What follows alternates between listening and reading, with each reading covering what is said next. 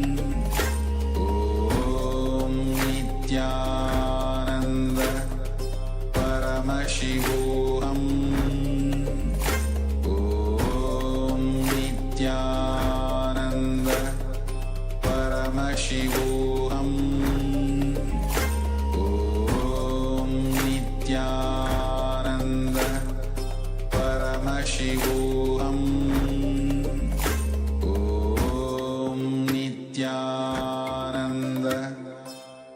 Paramashivoham.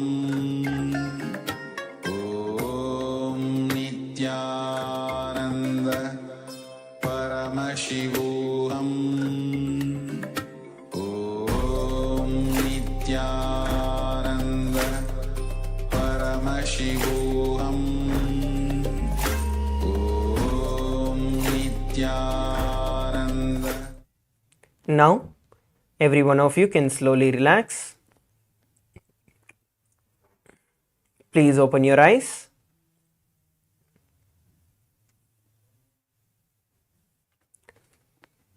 You can all open your eyes slowly. And what you're going to be doing is you're going to start verbalizing and penning down whatever Swamiji showed you. You can also start putting it in the Zoom chat.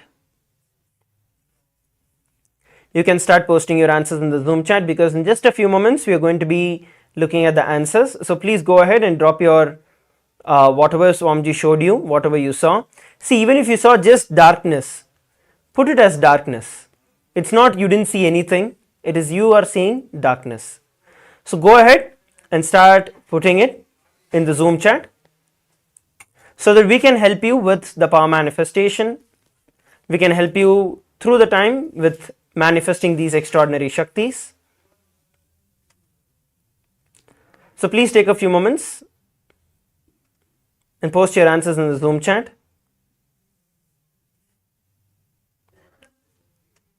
Yes, Geronimus is sharing it was darkness. Okay. Go ahead. Yes, I want to hear from everyone. Go ahead, all of you can share. Sergey is sharing darkness. Please go ahead. Continue to share.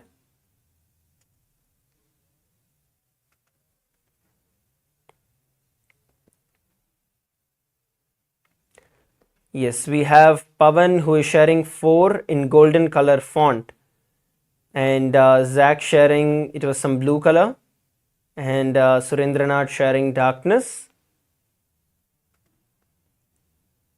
Yes. Alright, so all of you also, the rest of you also can continue to post. So we are going to take a few moments to first look at what was projected for all of us on the screen, and after that let's enter to share the further understandings of what is right and how we can manifest these extraordinary Shaktis. So the color that was projected for all of us was golden yellow, as you can see on the screen. The color that was projected for every one of us on the screen was golden yellow, a shade of golden yellow. This was the image that was projected. This was the color that was projected for all of us. So we had Pavan who manifested the power, who got it 4 in golden color font. Yeah, so the font color is right. The 4 is not there in the image itself, but the color is right. Now once again, for those of you who saw darkness or who saw the color black, all that you have to do is you need to understand that what is needed is manifesting more power. It is not that you are not manifesting power, it is that you have to manifest more power. Now how does manifesting more power happen? The manifestation of these Shaktis, as we know, is based in the space of oneness with Swamiji. And Swamiji has very clearly defined it and has given a very clear science for us to be able to manifest these Shaktis. Even if one day you are attending the program entirely with integrity, you're putting in your complete attentiveness, and you're ensuring that you are in there with the program doing everything that is there, you will see by default you will manifest the powers, because the program itself is designed personally by Swamiji for each and every one of us to manifest these extraordinary Shaktis. So all that you have to do is just ensure that you're participating in the entire day, and every session when we have various different clicks that happen where we'll be learning various different truths. Today is where we learn about the science of pain and how we are beyond pain and suffering. It's a very, very important and a very, very beautiful day, because these are some things that every one of us go through in our day-to-day life, And today we're going to be learning the truths, the sacred secrets about pain, suffering, and Swamiji's revelations of how we can go beyond pain and suffering. So when you attend the entire day today with sincere integrity, you will see that you manifest the powers. So now it's time that we move to the next session. I request every one of you to take a few moments to share your results of power manifestation in the social media. And we'll be having multiple different rounds of power manifestation spread out throughout the entire day. So now please take a few moments to share it on social media as we prepare to enter into the next session.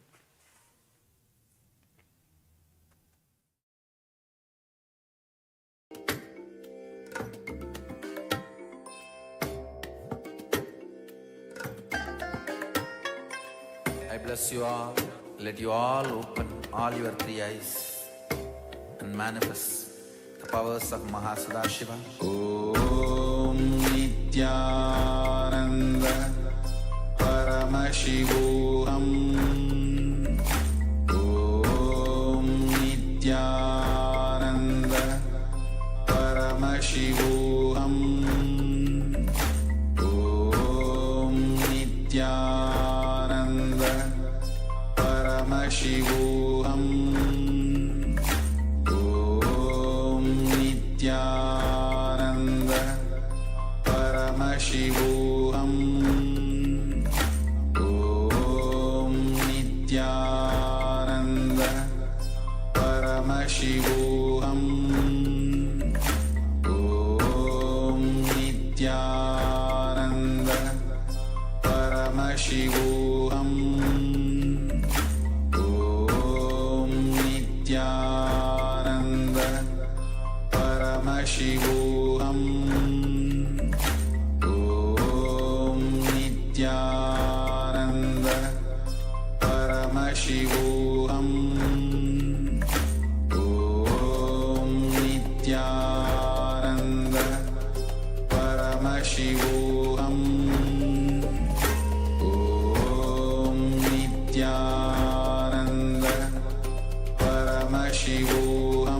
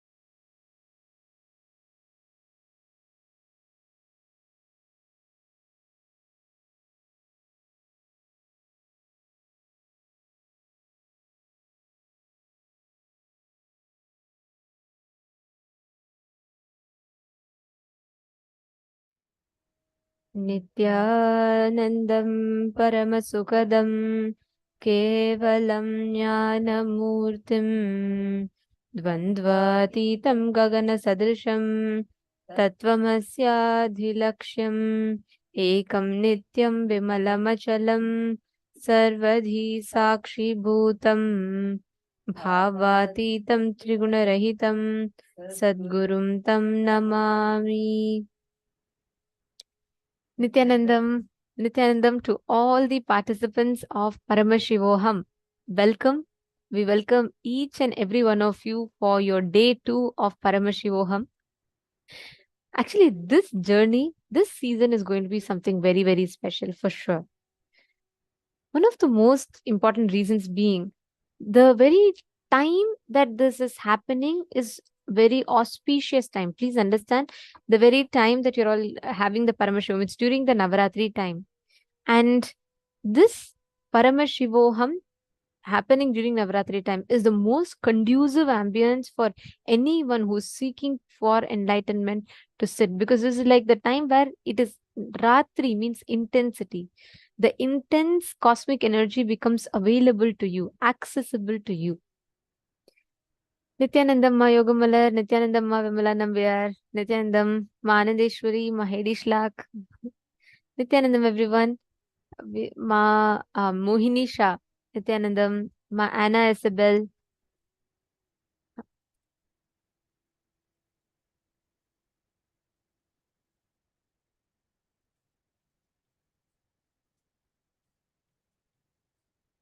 Yes, very nice to see all of you. Today we are going to be having a lot of some of the most amazing things we are going to be learning about. First thing to start off with. Yesterday we all understood about the science of Kalpataru. We learned about what is listening. We learned about the basics. Today we are going to be learning about the genesis of our identity, the science of completion, and we're going to be understanding about how you can completely experience completion, unclutching, and how you can go beyond all the pain and suffering in life. You're going to be learning today about how you can experience liberation from any pain or suffering in life. Today, we're going to be working on the deeper levels of completion. Yesterday, we understood how we create the reality in front of us, right? Today, we are going to be understanding about how you can experience completion, how you can experience fulfillment, how you can experience the breakthrough from all the pain and suffering that we have created for ourselves in life. We're going to be learning about that today.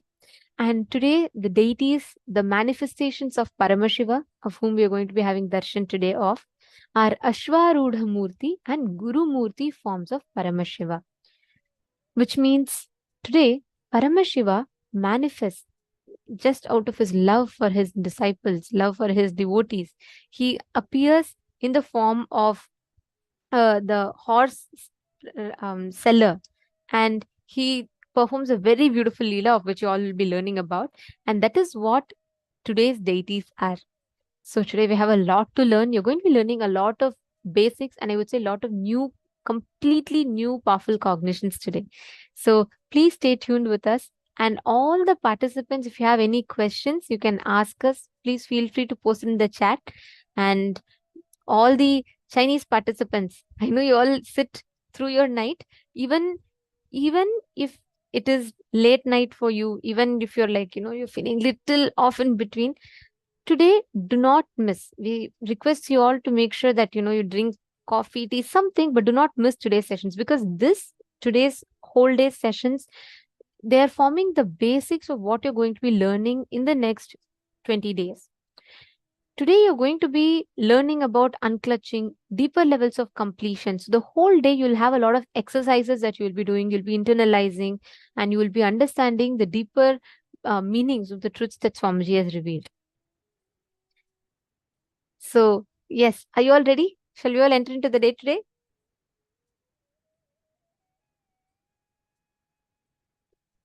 Yes, I see a lot of hearts in the chat.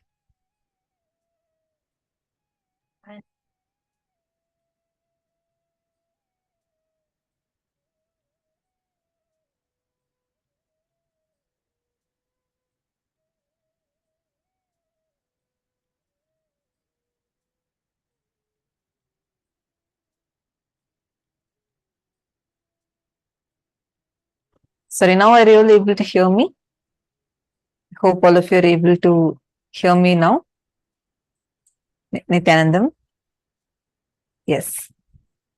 So today we are going to be learning about pain and how you are going to get liberated from pain and suffering and to reclaim your life through the process of completion.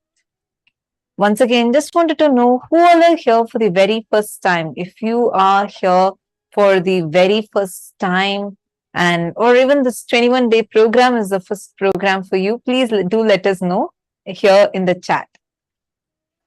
And I request all of you to do participation intensely, like participate with asking questions, posting your clicks. Don't bother, even if you feel you're posting too many. Like yesterday, saw so beautifully, some of you were really intensely participating. Like Manitya Guru Prasadini, continuously participating for everything. Don't feel like, is that okay or not okay? Is it okay if I keep posting? Would it not be too many messages? No. Don't worry. You go on posting continuously here, participate continuously here, and we will help you to understand. That would be the way how you will learn so much more.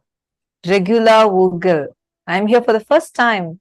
Wonderful, lovely to have you here. Where are you from?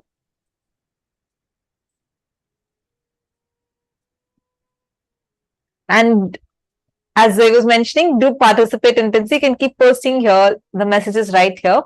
And this would really, Switzerland, that's wonderful. Pei Hua Wu. Yes, wonderful to have you here. All of you who are here for the first time, we're actually across 10 different rooms and we have the participants from almost 10 Zooms. We have participants and everybody are here from different corners of the world just to have this amazing experience, a super conscious breakthrough. Today, we're going to learn the different types of pains that we go through. We usually think of pain, we may understand two types. We think it's just physical pain or an emotional pain. But Swamiji explains 5 types of pain that are existing. And how do we go through those 5 types of pain? And how does it actually impact us? Like, how does it affect us? How do they have their power over us? And how can we have power over them? How to overcome the pain and suffering? Yesterday, we all learned the process called completion, right? We all did the reliving and relieving. Today, we are going to go even more in depth for that. So if you have some questions, you feel stuck somewhere, feel free to post it. All right, so lovely to see all of you here, fresh in the camera.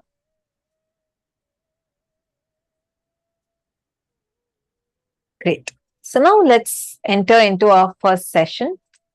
The first session is going to be on Sahaja Samādhi, perpetual completion. How to be in that unbroken, eternally complete. How to be in that space.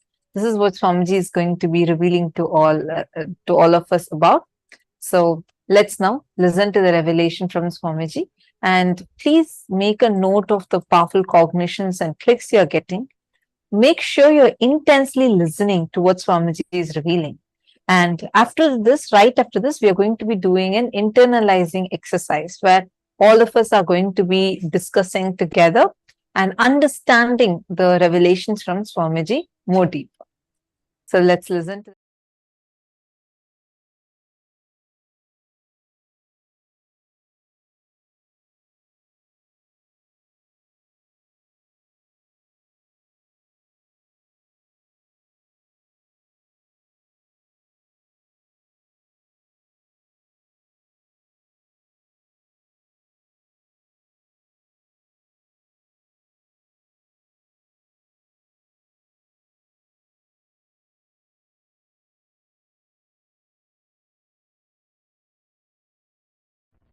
all the great beings, experts, masters in each field was available to me. Same way in Vedanta. I can't even imagine somebody beyond Annamalai Swamigal in Vedanta. He can just sit in Nirvikalpa Samadhi and Sahaja Samādhi forever. Unbroken Sahaja Samādhi.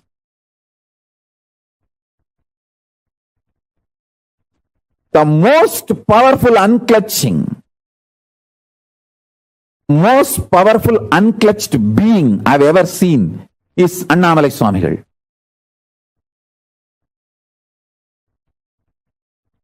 Even when his eyes are open, you can look into his eyes and see that he is unclutched. He is in Nirvikalpa Samadhi. Only in his eyes I realized anybody can come in front of him, there will not be any expression in his eyes. He will be just seeing, but there is no reaction from inside. Such pure Nirvikalpa Samadhi. One side, the great Siddha, Isakki Swamigal. The other side, great Yogi, Yogananda Puri. The other side, great Shakta, Tantric, Acharya, who achieved Parashakti, Kuppammal, Vibhudananda Puri. The other side, Annamalai Swamigal.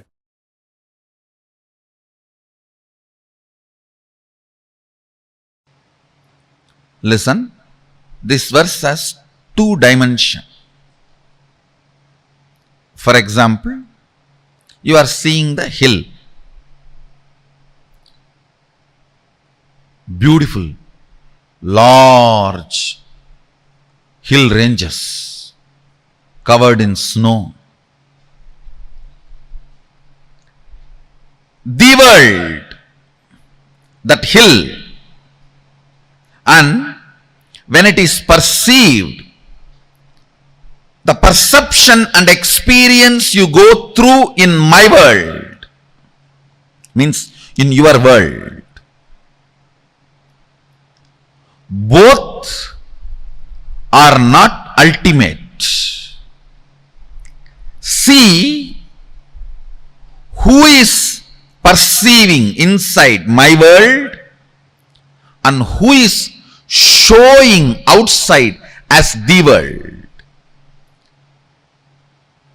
In both, if you start seeing the source, you will find Sadashiva.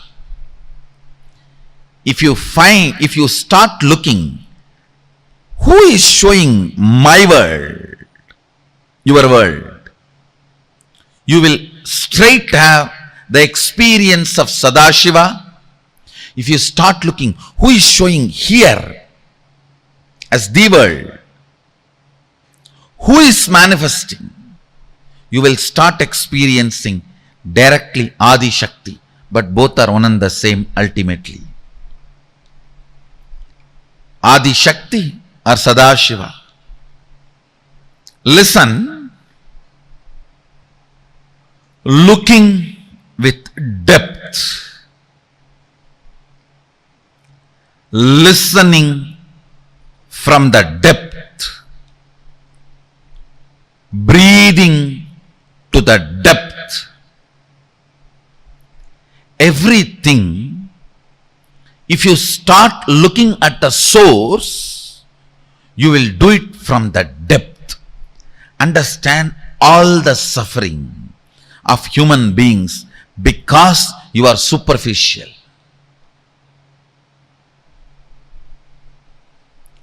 Depth brings powerfulness, joy. Anything, whether it is breathing, seeing, listening, cognizing, anything happens from the source, from the depth, is Paravidya. Anything happens superficially, Aparavidya. The science of enlightenment is Sri Vidya. The science of finding the source is Sri Vidya. The science of finding who is seeing, who is listening, who is breathing, and who is cognizing. Listen. Repeat the verses once more and you will understand. The fifth verse, Yat vachanapyatitam yena vachapyudyate, which cannot be described by words, but which is the source of the vak. The speech does not illumine, reveal, but which makes the speech happen. First. Second, the sixth verse. Yanmanasana manute yena hurmano matam, means cannot be cognized by the mana, but which makes mana cognize, which makes mana operate. Next. Yat chakshusha napashyati, not which can be seen, but through which the organ of seeing is lit, functions.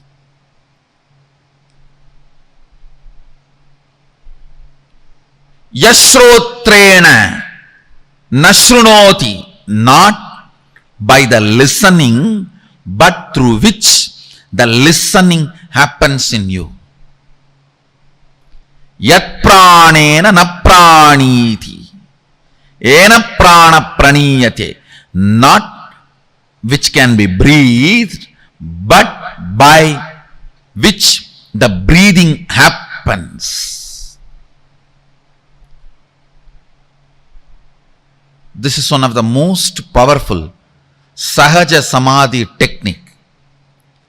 Constantly try, whole day whenever you can, just try to remember, who is making me see? What is the energy in me which makes me listen? What is the source of me which makes me cognize and think? What is the source of me which makes me breathe in and breathe out? Suddenly you will see, your eyes will be open, but you will be sitting like a hatching mother bird whose eyes are open, but she is not looking outside. The mother bird which sits on the eggs for hatching, her eyes will be open, but she will not be seeing. Your eyes will be open, but you will not be seeing, because you are seeing the seer. Whenever you find time, just try to sit, even for a few minutes. You will pick up Sahaja Samādhi. Your eyes are open, but you are not seeing. Your ears are open, but you are not hearing. You are not sleeping. Your cognition is alive, but you are not cognizing. That is the state called Sahaja Samādhi. After some time, even if you are cognizing, you will not be moved out of that state. You will continue to be in that state and you will continue to cognize. That's the perfection of Sahaja Samādhi. Understand these 5 verses of Kenopanishad is the most powerful technique, method for Sahaja Samādhi.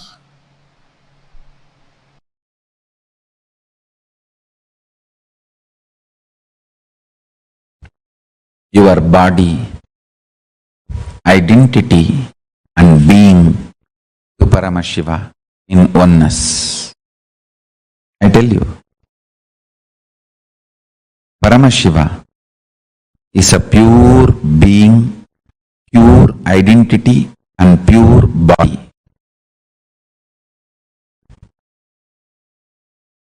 After you declare your integrity to Guru, every breath, every time you breathe, it is tuning with Paramashiva. Inhale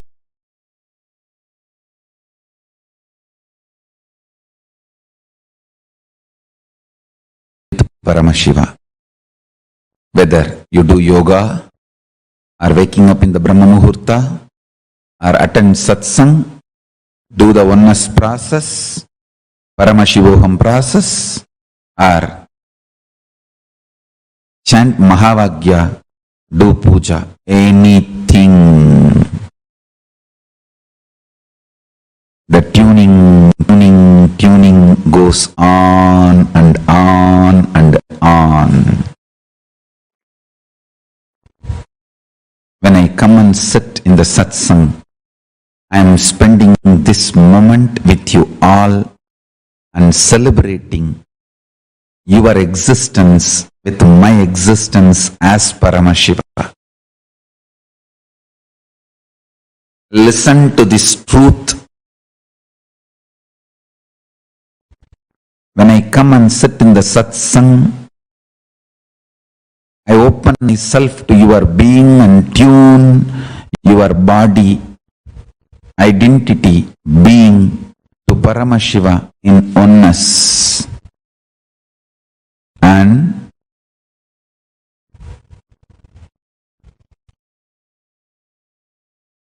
make you experience intensely, make you understand intensely, make you realize intensely, make you manifest intensely the oneness with Paramashiva, the ultimate, absolute, Shuddha Advaita Sukhabodha Jnana Vijnana Nirvikalpa Nishkala Niranjana Nirahara Nirguna Nirbodha Nischala Nithyananda Paramashiva Swarupam Guru Bhakti continuously tunes you. Guru Bhakti is more than Nirvikalpa Samadhi, Sahaja Samādhi. Guru Bhakti is Sahaja Samādhi. Vegaha nimitta apekshat karmano jayate niyatati kriya aprabandha hetu. Change of motion is proportional to the impressed force and is in the direction of the force. You should know this law is the precise definition of how Guru Bhakti can become Guru's grace and become oneness with Paramashiva. Guru Bhakti does such big push, it gives such big push inside you as a Guru's grace and manifests as Guru Shakti and connects you with Paramashiva. Guru Bhakti is more than Nirvikalpa Samadhi, it is Sahaja Samādhi.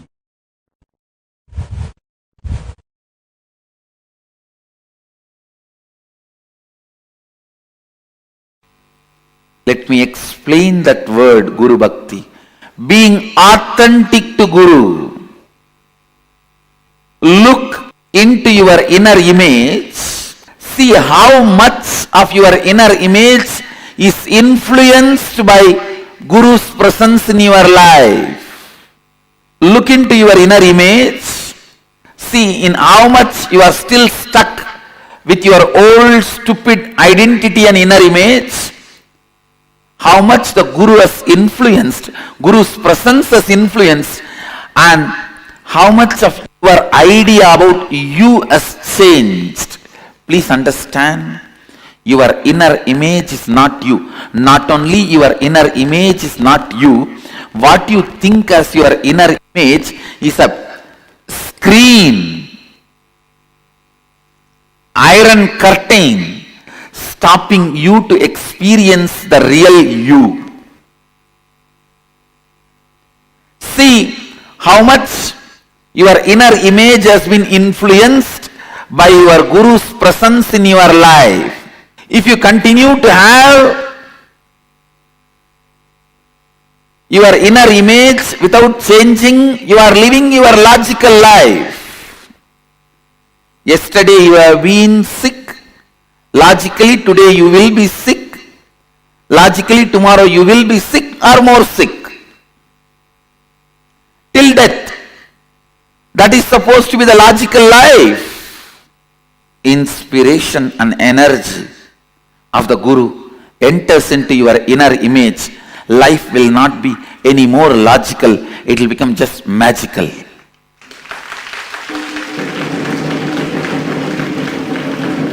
It is not any more logical. It will simply become magical.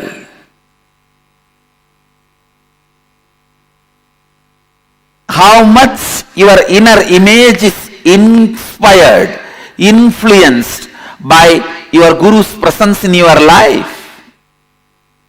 How much your outer image is inspired and influenced. What kind of outer image you show to your Guru. And how your Guru holds you. What is the anyakara he is having about you? Have you taken responsibility for it? What kind of an image you hold about Guru and the life around Guru, the Sangha. Understand, Guru Bhakti is bringing authenticity in your relationship with Guru. Let your inner image be as your Guru wants. Whoever considers me as your Guru, understand, whoever considers me as your Guru, for all of you, I am making it very clear. The inner image I expect from you. I want you to have the inner image of Shivoham. My taste is very simple in anything. I just want the best thing.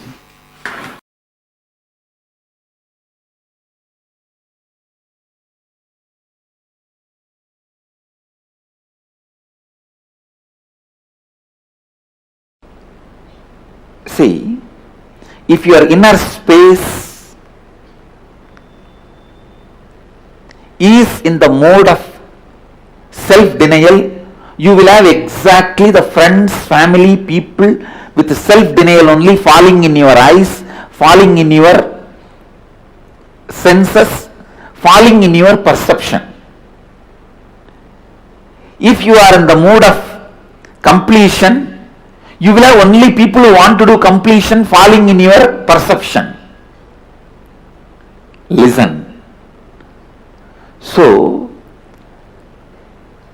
whether you are in the state of a devil, demon, bhuta, preta, rakshasa, gandharva, muni, kinnara, kimburuda, gandharva, yaksha, rakshasa, rishi, whatever space you are in Advaita.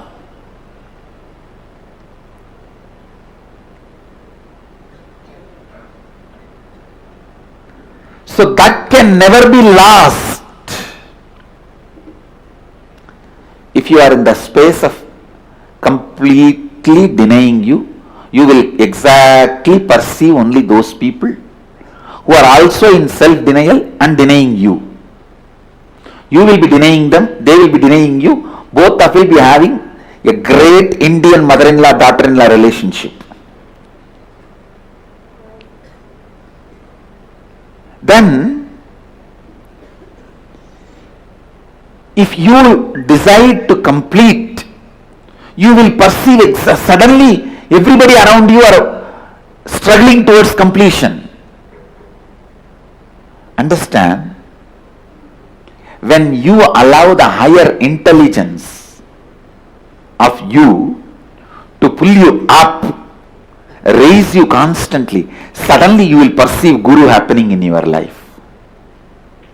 Because your own part of you, which is constantly pulling you up, only allows the Guru to happen in your life and continue to exist in your life.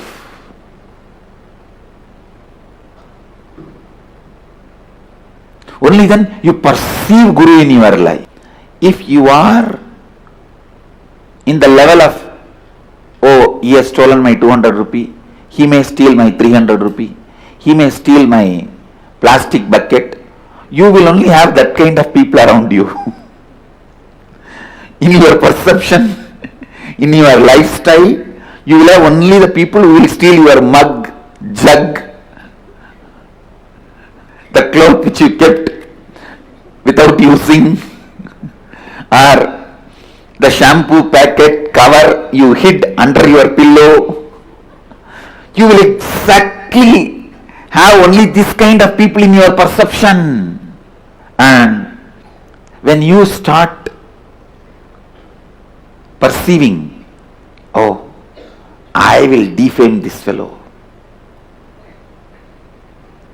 I will destroy his identity, you will see exactly that kind of people happening around you, who will be defaming you and trying to destroy your identity.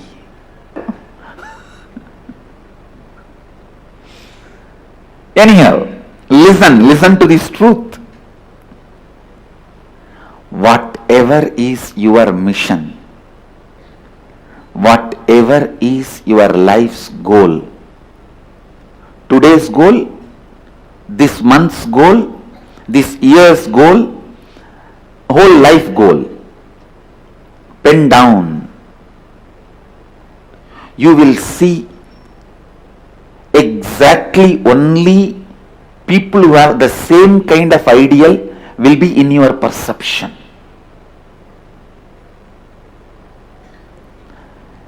Today's goal is just to get out of this problem.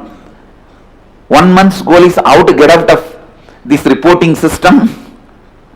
1 year's goal is how I can cheat that method, this method, and become Mahant, whatever goal you have.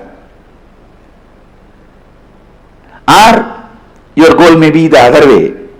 Today's goal, how I can really become authentic.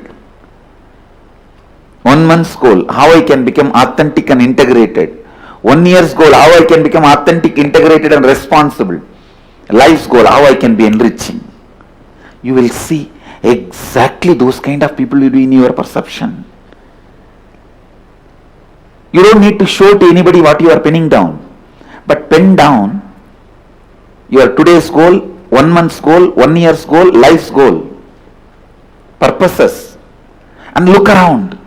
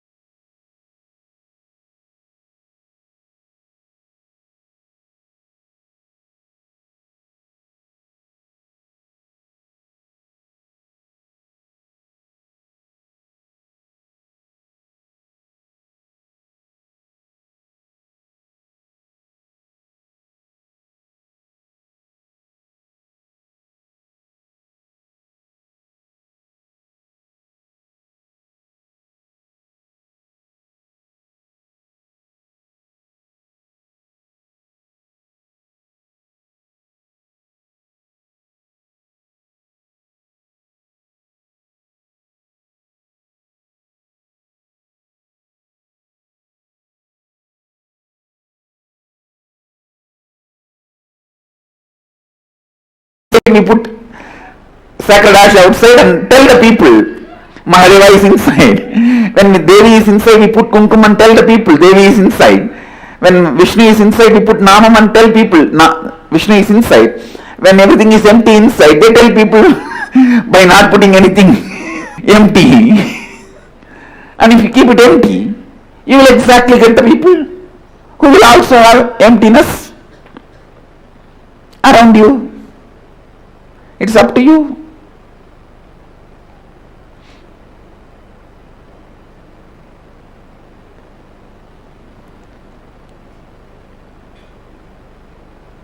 So listen.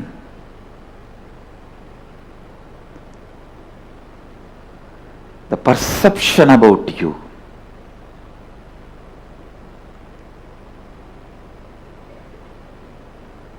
should be built newly with that great truth of Shivoham. Decide. If you want to cook, you have to burn the firewood. If you want to create that Shivoham space for you, you have to burn all the incompletions. Decide. Good news is, it is possible. Best news is, it is very easy. Good news is, it is possible. Best news is, it is very easy.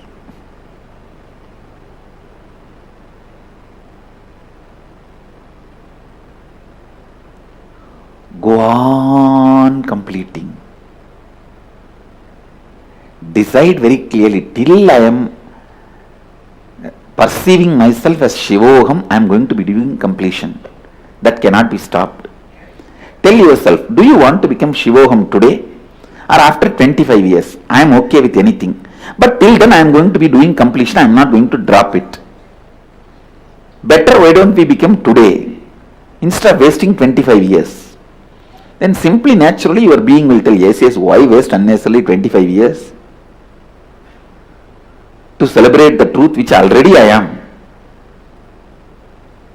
And simply you will see, all your inauthenticities will be burnt. Simply your biomemory will be purified and cooked. The cooked biomemory is only called as Siddha. Siddha means in Sanskrit boiled. In Bengali they say Siddha Alu, means boiled potato. A cooked biomemory is Siddha. If you cook your biomemory with Shivoham,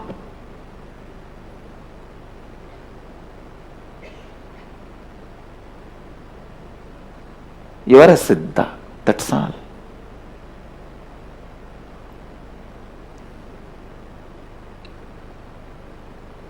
Cook your biomemory with Shivoham, Shivoham, Shivoham.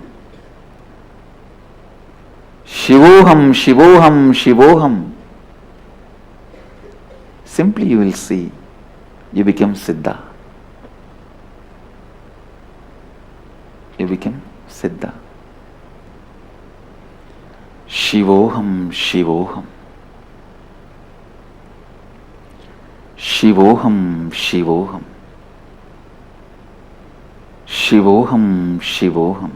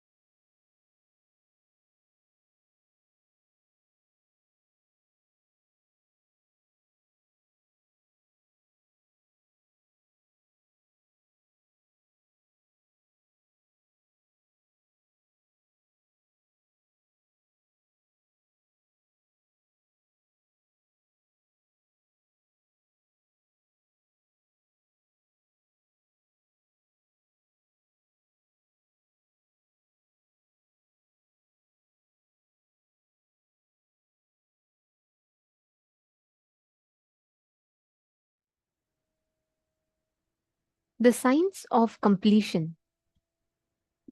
What we understand or what we see as our identity is made up of these four components, like Swamiji beautifully explained right now. The inner image, what you experience as you, the words, the thoughts, the impressions, the ideas that you carry about you inside of you, which is the inner image. Next comes the outer image. Outer image is how you express yourself to the world, how you show yourself to the world, how do you project yourself to the world.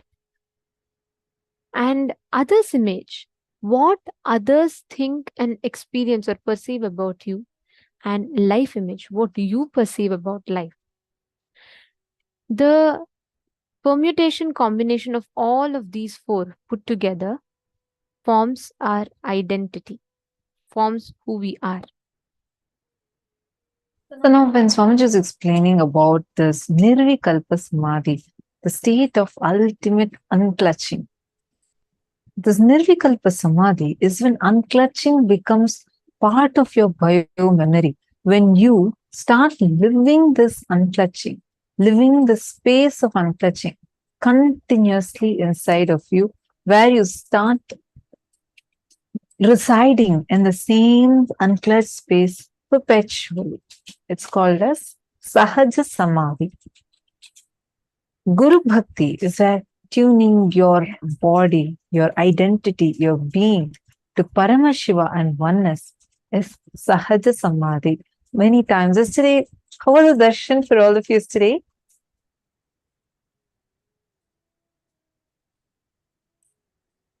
I do see some of you posting about the video having a sound glitch. I do sincerely apologize for that. I think a small portion of it, the audio was not coming through. We were faced with the technical glitch. Come on, I request all of you to share. How was the darshan yesterday? How many of you felt like the moment you were sitting in the darshan and you were there in the darshan, receiving the blessings of Swamiji, immense bliss started oozing in your system, like even without your own control. It was just so beautifully, like your whole inner space is just filled with so much of bliss. How many of you felt that?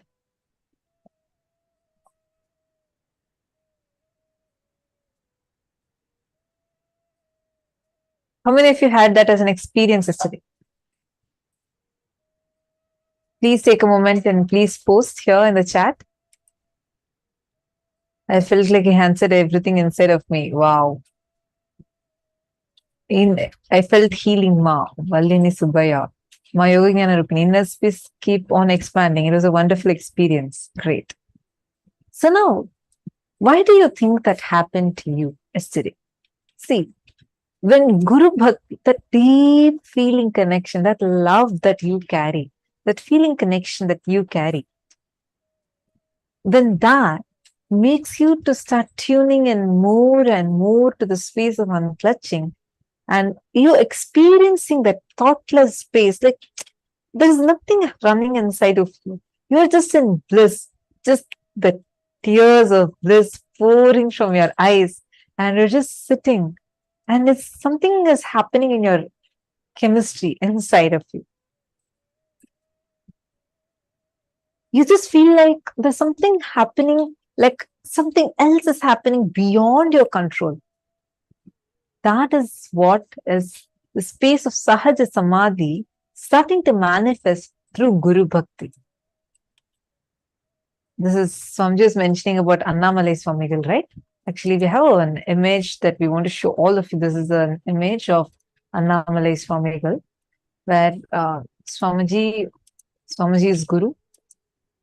All of you can see here.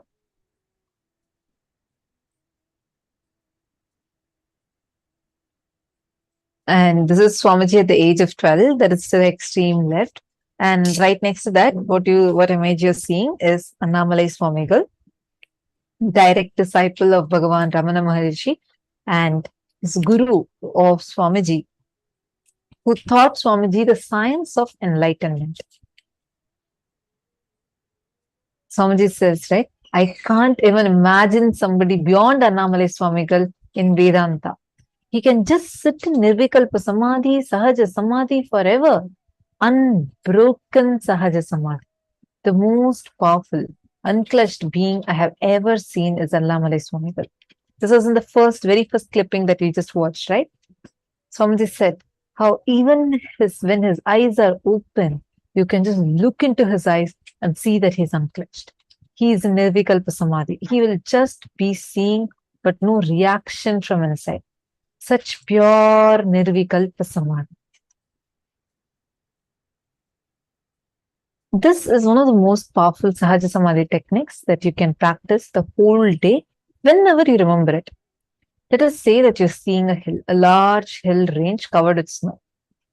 The world, like whatever is existing, it will be that hill, and when it is perceived, the perception. And the perception and the experience you go through in my world, means your world, both are not ultimate. Take a moment and see who is it who's perceiving inside my world?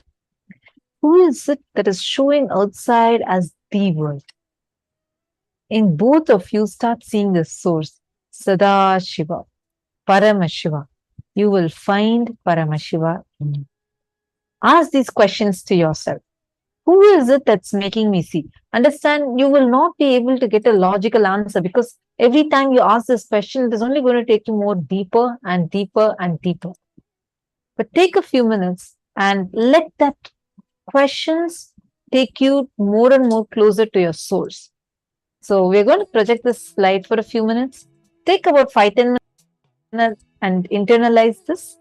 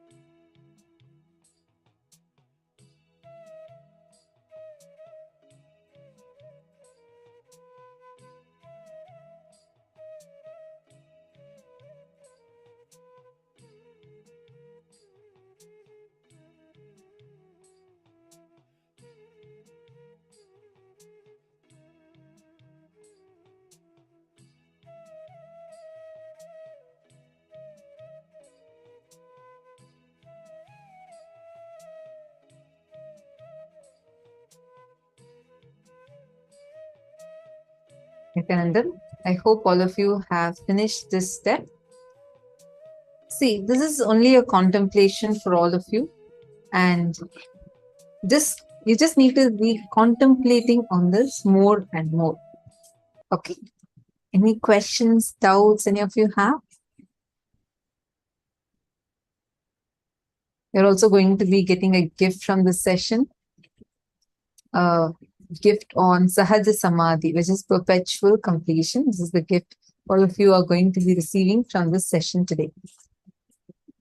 Every day in your email, you're going to be receiving loads of gifts, exactly the email that you use to log in for the session. In the same email, every day you are going to be receiving a lot of gifts from Swamiji. So do check out your emails. Even yesterday, you should have received the books, yantras, mandalas. Like there's a lot of gifts to you directly in your inbox.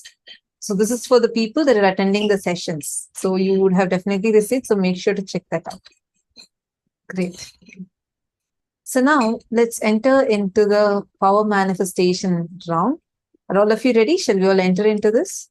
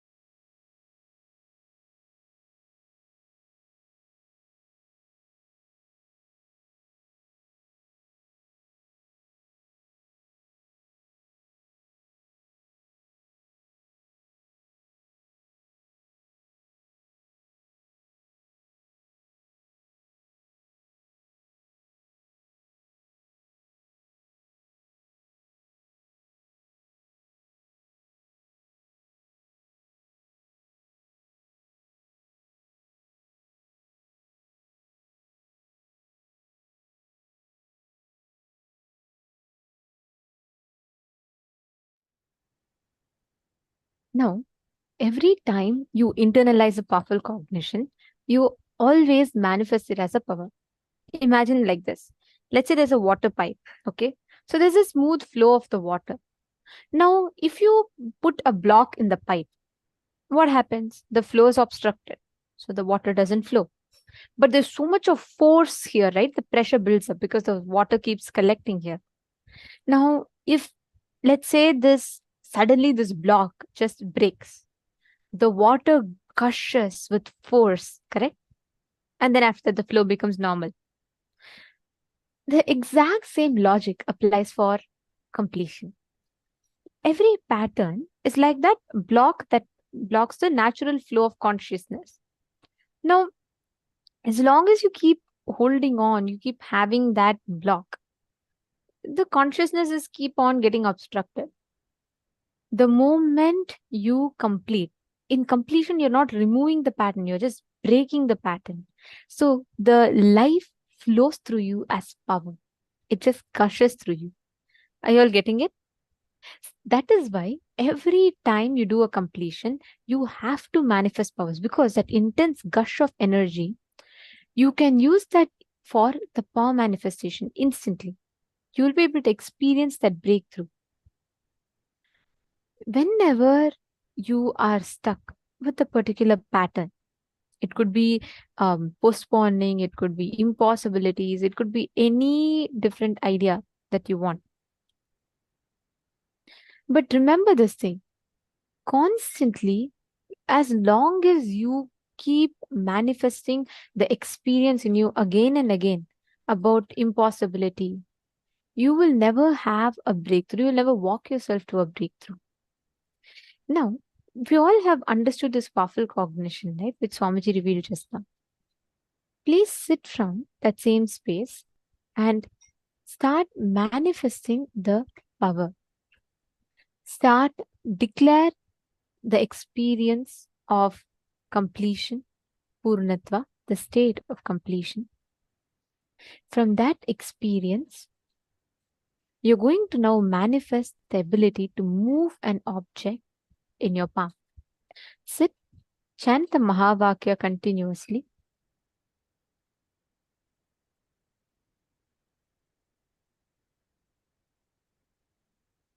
Hold the object on your palm. We will be showing you all a picture as well.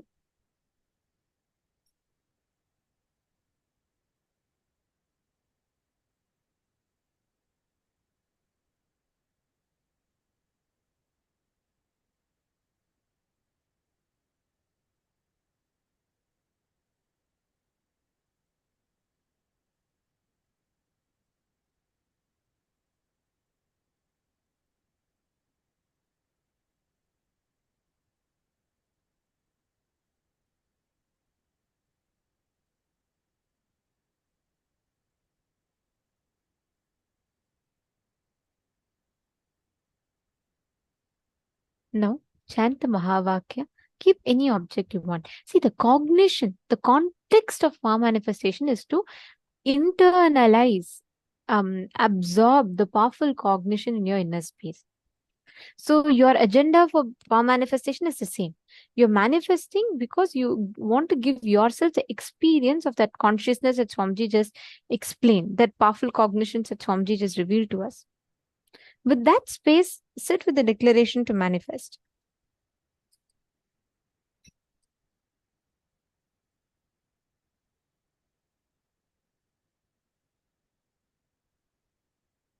Chant the Mahavakya. You only need to bring the awareness in your inner space. Constantly keep chanting the Mahavakya. You will see how slowly the object will start responding to your whatever request you make. The object will start responding to it. Paramashivoham. Om Nithyananda. Paramashivoham. Om Nithyananda. Paramashivoham. Om Nithyananda. Paramashivoham. Om Nithyananda. Paramashivoham. Om Nithyananda. Paramashivoham. Om Nithyananda. Paramashivoham. Om Nithyananda. Paramashivoham. Om Nithyananda. Paramashivoham. Om Nithyananda.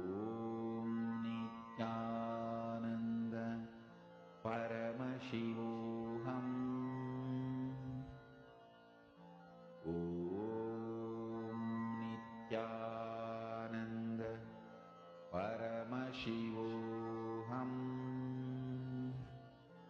Om Nithyananda Paramashivoham. Om Nithyananda Paramashivoham. Om Nithyananda Paramashivoham. Om Nithyananda Paramashivoham. Om Nithyananda Paramashivoham. Om Nithyananda Paramashivoham. Om Nithyananda Paramashivoham. Om Nithyananda Paramashivoham. Om Nithyananda Paramashivoham. Om Nithyananda Paramashivoham. Om Nithyananda Paramashivoham. Om Nithyananda Paramashivoham. Om Nithyananda Paramashivoham. Om Nithyananda Paramashivoham. Om Nithyananda Paramashivoham. Om Nithyananda Paramashivoham.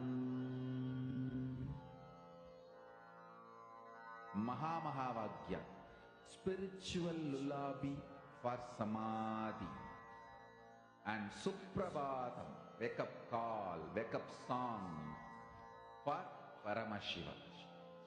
This Mahamahavagya is spiritual lullaby for you to fall into Samadhi. Suprabhatam, wake up song for Paramashiva to wake up in you. Just remember this one powerful cognition. This Mahamahavagya puts me in Samadhi. This is spiritual lullaby for Samadhi, and Suprabhatam, wake up song for Paramashiva in me. For Paramashiva to manifest. With this one spiritual powerful cognition, chant this Mahamahavagya.